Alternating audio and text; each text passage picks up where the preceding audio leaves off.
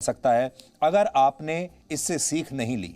तो पहली सीख तो यह है, अगर आपका राष्ट्र मजबूत नहीं है तो आपका बंगला, आपकी गाड़ियां, आपका बिजनेस, आपका बैंक बैलेंस और आपकी पढ़ाई लिखाई आपके किसी काम नहीं आएगी। ये सब आपके किसी काम नहीं रहेगा। ये पहली सीख है। अगर आपका राष्ट्र मजबूत नहीं है तो बंगला, गाड़ी, बिजनेस, बैंक बैलेंस रातों रात आपको छोड़कर चले जाएंगे।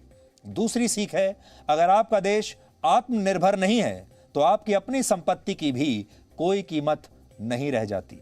ये आपकी दूसरी सीख है, क्योंकि अगर आपका देश अफगानिस्तान की तरह बन गया जो दूसरे देशों की मदद पर आश्रित है, दूसरे देशों की सेना पर आश्रित है, तो फिर आपका भी यही हाल होगा। आप खुद कितनी भी संपत्ति कमा लीजिए, अगर आपकी सरकार में कड़े और बड़े फैसले लेने की ताकत नहीं है तो आपकी ताकत का भी कोई वजूद नहीं रहता। ऐसी स्थिति में आपको भी किसी दिन हवाई जहाज से लटक कर भागना पड़ सकता है। यह आपकी तीसरी सीख है।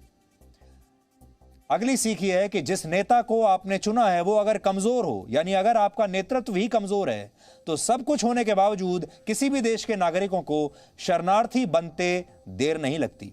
ऐसे कमजोर नेता मुश्किल परिस्थितियों में या तो अपने लोगों को छोड़कर भाग जाते हैं या फिर दूसरे देशों के साथ सौदा कर लेते हैं, जैसा कि अफगानिस्तान में हुआ। इसलिए वोट देते समय हमेशा यह याद रखें कि जिस नेता को आप चुन रहे हैं, जिस सरकार को आप चुन रहे हैं, वो आपके लिए और अपने देश के लिए मजबूती से खड़ी रहे, भागेगी नहीं। और सबसे बड़ी सीख यह है कि जाति, धर्म, डर और मुफ्त की चीजों के नाम पर आप किसी को भी वोट मत दीजिए। वोट अपने देश को मजबूत बनाने के लिए दीजिए। यह सीख अफगानिस्तान के इस संकट से आज भारत के हर नागरिक को लेनी चाहिए।